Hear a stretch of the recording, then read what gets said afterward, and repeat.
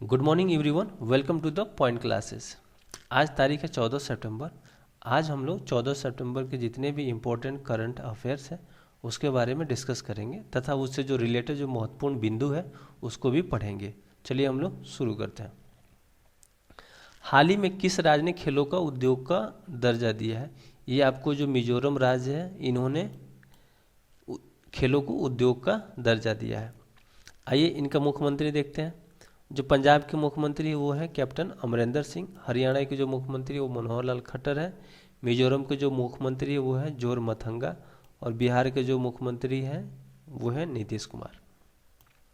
मिजोरम से रिलेटेड कुछ पॉइंट है यहाँ पे दे रखा है मैंने, एक बार उसको भी देखते हैं अपन। मिजोरम असम राज्य का एक जिला हुआ करता था 1987 ईस्वी के पहले। 20 फरवरी 1987 ईस्वी में जो मिजोरम था वो असम से अलग हो गया, उसको एक पूर्ण राज्य का दर्जा मिला 20 फरवरी 1987 ईस्वी को, और वो भारत का 23वां राज्य बना। नेक्स्ट पॉइंट की तरफ आते हैं। मिजोरम को सॉन्ग बोर्ड ऑफ इंडिया के नाम से भी जाना जाता है। ओके, नेक्स्ट क्वेश्चन की तरफ जाते हैं। कर्क रेखा मिजोरम के बीचों बीच से होकर गुजरती है। नेक्स्ट पॉइंट, जो पलक झील है यहाँ की सबसे बड़ी झील है। मिजोरम की सबसे बड़ी झील आपको पलक झील है। ठीक है, ओके। मिजोरम की राजधानी आइजोल है, लगभग ये सबको पता होगा। मिजोरम में कुल 8 जिले हैं।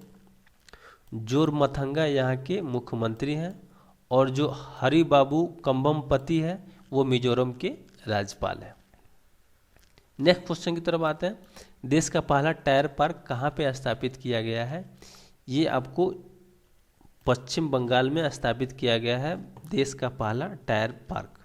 ठीक है, इस टायर पार्क में है क्या, जो जितने भी जो यूज्ड टायर हैं, जितने भी ट्रक से जितने भी टायर निकलते हैं उसको कहीं डंप ना करके उसको इन्होंने अच्छे से रीडिजाइन करके पेंटिंग करके उसका एक पार्किंग किया हुआ है, एक पार्क बनाया हुआ है, जिसे जो टायर पार्क बोलता है। वो है कहाँ पे है? वो है पश्चिम बंगाल में है।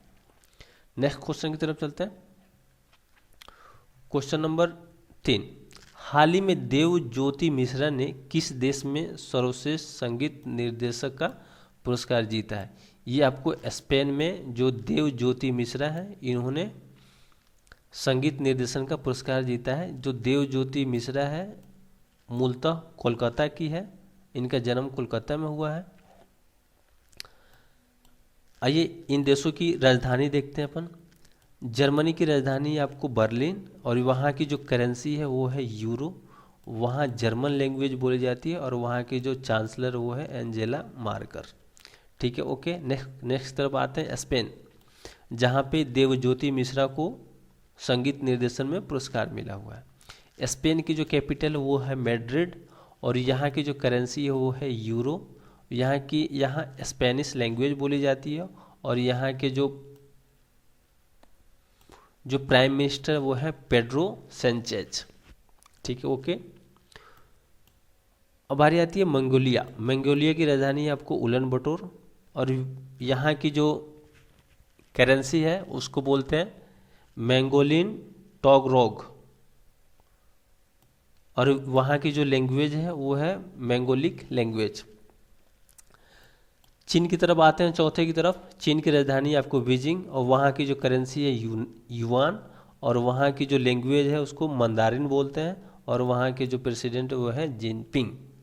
ओके, नेक्स्ट क्वेश्चन की तरफ आते हैं। हाल ही में सरदार धाम भवन का उद्घाटन कहाँ किया गया है?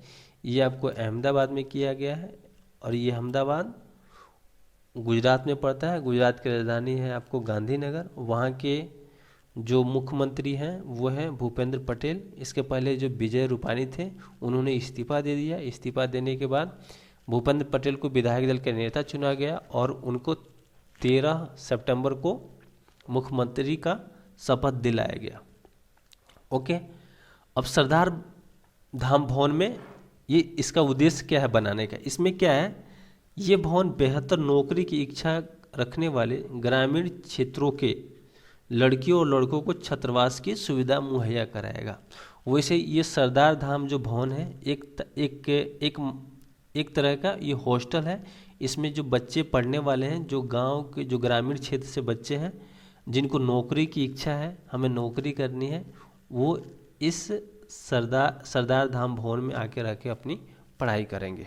चलिए नेक्स्ट क्वेश्चन की तरफ चलते हैं। ये गुजरात में है। आपको मुंबई आपको महाराष्ट्र में, महाराष्ट्र का एक शहर है। भारत की व्यापारिक राजधानी भी बोलते हैं मुंबई को। दूसरा है नोएडा, आपको उत्तर प्रदेश में है। अहमदाबाद गुजरात में है। दिल्ली आपको नई दिल्ली में है। नेक्स्ट क्वेश्चन की तरफ चलते हैं। क्वेश्चन नंबर 5, हाल ही में यूपी नेशनल लॉ यूनिवर्सिटी की आधारशिला किसने रखी? ये आपको रामनाथ कोविंद ने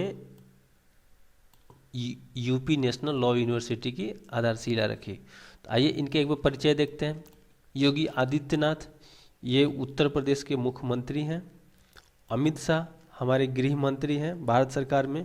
रामनाथ कोविंद हमारे प्रेसिडेंट हैं, राष्ट्रपति हैं। और जो नरेंद्र मोदी हैं, ये हमारे प्राइम मिनिस्टर हैं, प्रधानमंत्री हैं। नेक्स्ट क्वेश्चन की तरफ चलते हैं। भारत अमेरिका 2+2 वार्ता कहाँ होगी? ये आपको 2+2 वार्ता 27 अक्टूबर को नई दिल्ली में होगी। ये भारत में होगी। ठीक है, ओके।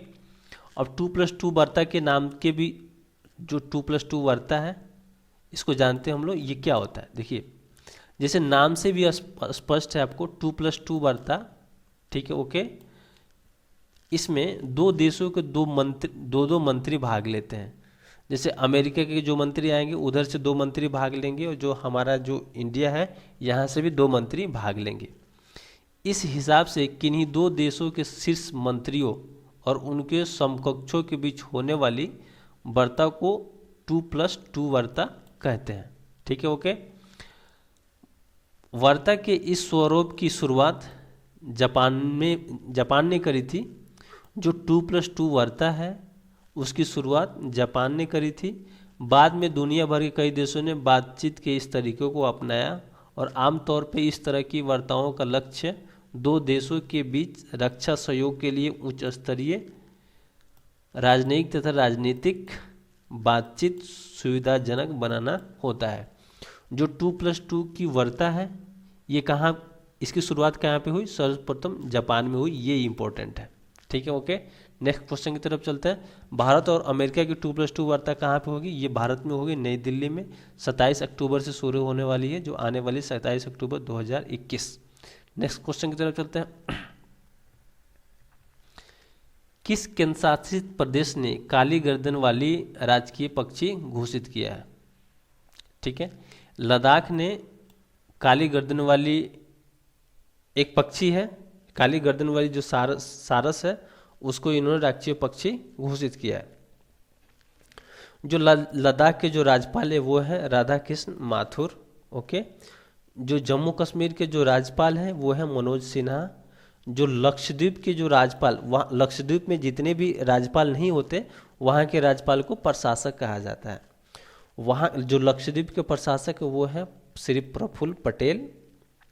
पांडिचेरी के जो राज्यपाल हैं, ये हैं तमिलसाई सौंदरराजन। नेक्स्ट क्वेश्चन की तरफ चलते हैं। पारा ओलंपिक कमेटी के प्रेसिडेंट किसे बनाया गया है? ये राव इंद्रजीत सिंह को पारा ओलंपिक कमेटी की प्रेसिडेंट बनाया गया है। दीपा मलिक के बारे में जानते हैं। दीपा मलिक का जन्म 30 सितंबर 1970 ईस्वी को हुआ था। शॉटपुट एवं जेवलाइन थ्रो में के साथ साथ इन्होंने तैराकी और मोटर रेसलिंग से भी जुड़ी एक दिव्यांग भारतीय खिलाड़ी हैं। कौन? दीपा मलिक। ठीक है, इन्होंने जो दीपा मलिक ने 2016 ईस्वी में पैरा ओलंपिक में शॉटपुट में भारत को रजत दिला के इन्होंने इतिहास जीता था। पैरा ओलंपिक खेलों में मेडल जीतने वाली दीपा भारत की पहली महिला है। ओके,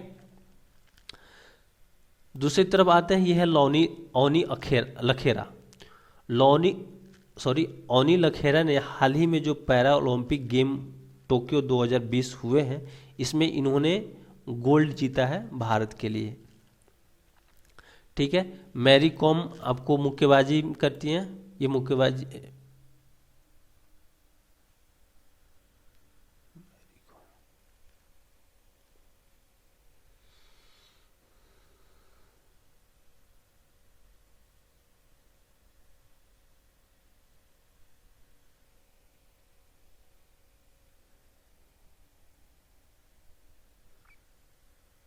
जो मैरी कॉम है ये बॉक्सिंग से जुड़ी हुई है। नेक्स्ट क्वेश्चन की तरफ चलते हैं।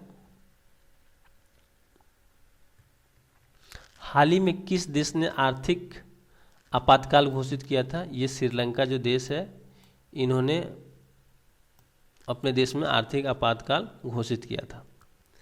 10 नंबर क्वेश्चन की तरफ चलते हैं। इंस्पायर अवार्ड्स मानक किस मंत्रालय द्वारा गठित या दिया गया है? ये आपको विज्ञान एवं प्रौद्योगिकी मंत्रालय द्वारा इंस्पायर अवार्ड दिया गया है। चलिए आइए देखते हैं इंस्पायर अवार्ड या मानक योजना क्या है। इंस्पायर अवार्ड या मानक योजना को कक्षा 6 से 10 के और 10 से 15 वर्ष के आयु के वर्ग को छात्रों को भविष्य के नव प्रवर्तक बनने के लिए, मतलब नया इनोवेशन करने के लिए, उनको प्रेरित करने के लिए ये लॉन्च किया गया है इंस्पायर मानक। ठीक है, ओके। नेक्स्ट क्वेश्चन की तरफ चलते हैं। केंद्रीय प्रत्यक्ष कर बोर्ड के अध्यक्ष के रूप में किसे नियुक्त किया गया है? जेबी मोहपात्रा को सीबीटी के अध्यक्ष के रूप में नियुक्त किया गया है। 12 नंबर क्वेश्चन की तरफ आते हैं। पैरालंपिक खेलों में स्वर्ण पदक जीतने वाली भारत की पहली महिला कौन बनी है? यह है अवनी लखेरा। अवनी लखेरा ने भारत के लिए पहला स्वर्ण पदक जीता।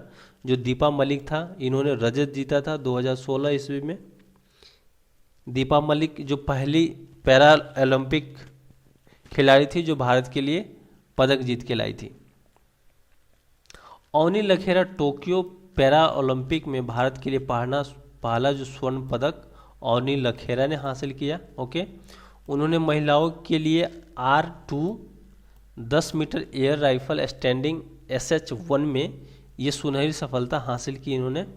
इसके साथ ही अवनी पैरालंपिक खेलों में गोल्ड जीतने वाली भारत की पहली खिलाड़ी बन गई है। राबड़ी देवी के बारे में आप सभी जानते हैं। राबड़ी देवी हमारे जो माननीय लालू प्रसाद जी हैं उनकी धर्मपत्नी है। ये बिहार की पहली महिला मुख्यमंत्री रह चुकी हैं। नेक्स्ट क्वेश्चन की तरफ चलते हैं। वाई ब्रेक मोबाइल एप्लीकेशन क्या है? ठीक है, इसके बारे में जानते हैं। ये वाई ब्रेक जो मोबाइल एप्लीकेशन है ये आयुष मंत्रालय द्वारा लॉन्च किया गया है। ठीक है, ओके।